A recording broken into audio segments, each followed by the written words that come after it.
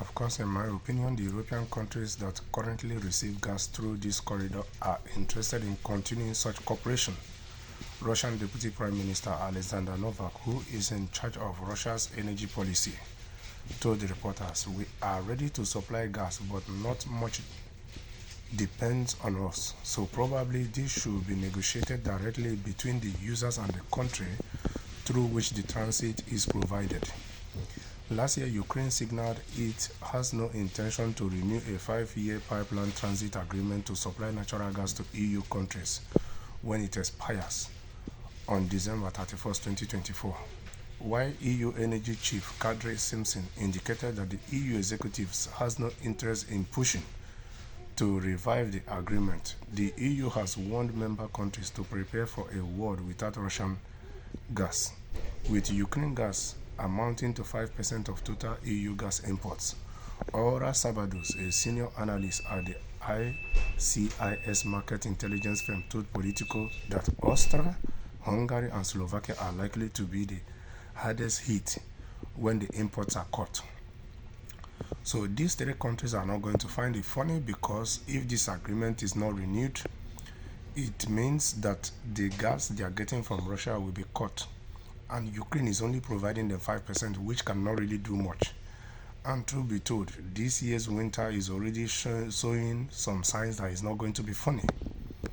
So it means that these countries, or European countries as a whole, have to look for a serious alternative to be able to meet the demands of the users and to make sure that their citizens don't face harsh winters.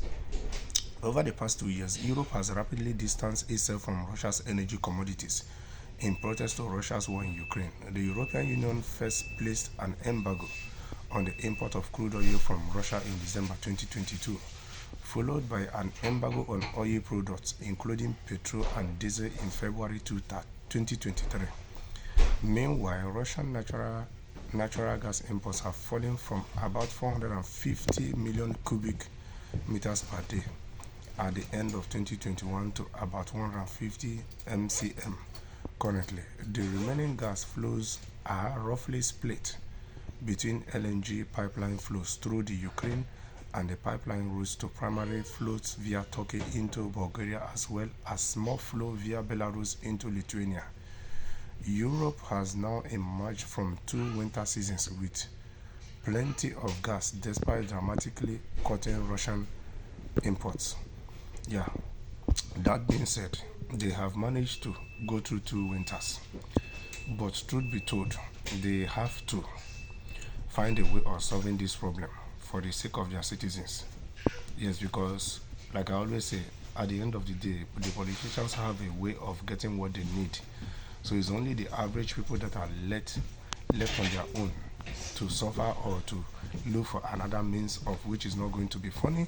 And it means that if they don't find the proper solutions, it means that gas in this winter is going to be very expensive, and most of their citizens are struggling already with the high cost of living, and that every year cost of livings are going higher and the salaries are not being increased. So their citizens are not going to be finding it funny with their politicians. So the earlier their politicians find a solution to these gas issues, the better for the European countries and their citizens.